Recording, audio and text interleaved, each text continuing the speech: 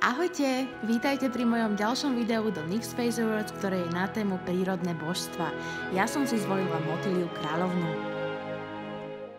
Začneme zatmelením obočia lepidlom a následným prepudrovaním púdrom SFX Set.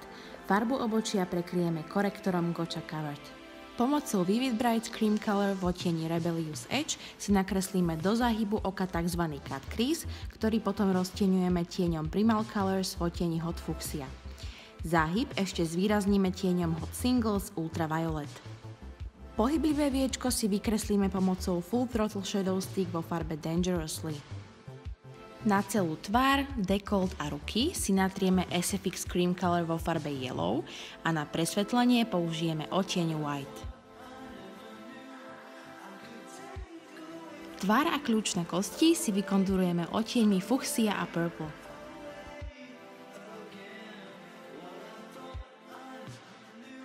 Na spodné viečko opäť použijeme fialovú Vivid Bright Cream Color a tieň Ultraviolet.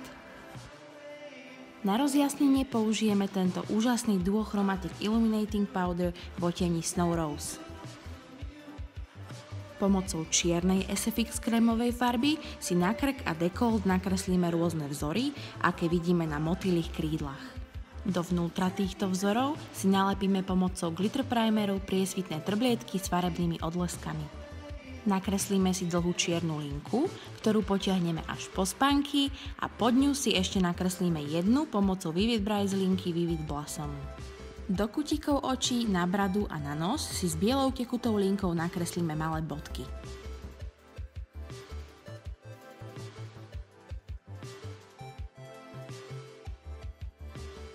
Nad lícne kosti si nalepíme rovnaké trblietky, aké sme použili na dekolt. Do záhybu oka si spravíme zlatú linku pomocou Glam Liner v odtieni 24 karat.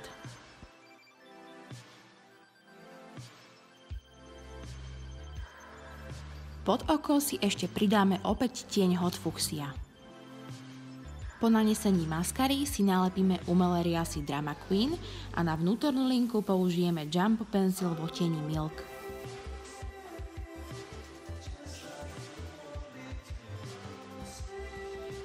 Na spodné riasy si dáme opäť fialovú Vivid Bright linku.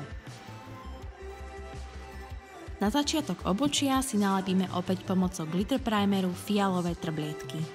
Na pery použijeme tekutý matný rúž NYX Liquid Suede v odtieni Respect the Pink.